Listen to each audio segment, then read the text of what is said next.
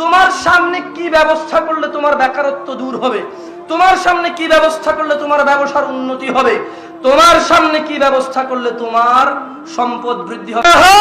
ইল্লাল্লাহ ওয়া ইউমদিদকুম বিআমওয়াল, আস্তাগফিরুল্লাহ পড়লে তোমার সম্পদ বৃদ্ধি হবে। ওয়া বানিন, তোমার ছেলে সন্তান দেবে তোমাকে আল্লাহ। ওয়া ইয়াজআল লাকুম জান্নাত, সম্পদ দেবে ছেড়ে দেবে, লেখা কি করবি কর। আচ্ছা তো সম্পদ পেলাম সন্তান পেলাম, আল্লাহ মরে তো যেতে হবে। আল্লাহ বলছে ওয়া ইয়াজআল লাকুম জান্নাত, আচ্ছা মরে যাবি, যা জান্নাত দেব একটা। ইয়া নাস কি রব পেয়েছো, মা লাকুম লা তারজুনা লিল্লাহি ওয়া ক্বারা, ইয়া নাস মা গাররাকা বিরাব্বিকাল কারীম। দিনাজপুরবাসী কিসে তোমাকে তোমার এত দয়ালু রব থেকে দূর রেখেছে? সন্তান, টাকা পয়সা, কি বলছো তুমি?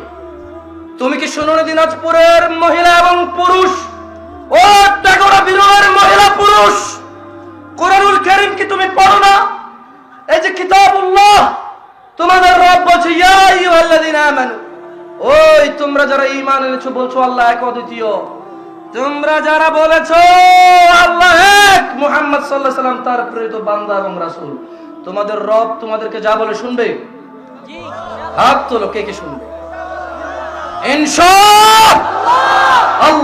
তোমাদের রব বলছে ইয়া আইয়ুহাল্লাযীনা আমানু, হে তোমরা যারা ঈমান এনেছো, লা তুলহিকুম আমওয়ালুকুম ওয়ালা আওলাদুকুম আন যিকরিল্লাহ ওয়া মান ইয়াফআল যালিক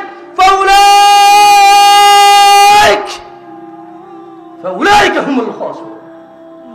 ও যারা তোমরা ঈমান এনেছো, ঈমানের দাবি করো, লা তুলহিকুম আমওয়ালুকুম ওয়ালা আওলাদুকুম আন যিকরিল্লাহ, নিজের ধন সম্পদ আর ছেলে সন্তানের মোহে পড়ে, লোভে পড়ে, ভালোবাসায় পড়ে আল্লাহর স্মরণকে ভুলে যেও না, আল্লাহর জিকিরকে ভুলে যেও না, আল্লাহর নিষেধকে ভুলে যেও না, আল্লাহর আদেশকে ভুলে যেও না।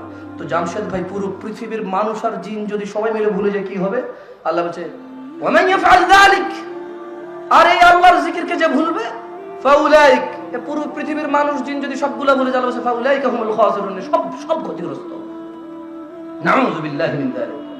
ইয়া নাস ইত্তাকু রাব্বাকুম, তোমরা তোমাদের প্রতিপালককে ভয় করো, যিনি তোমাদেরকে সৃষ্টি করেছে একজন মানুষ থেকে, তারপর বিভক্ত করেছেন নর এবং নারীতে।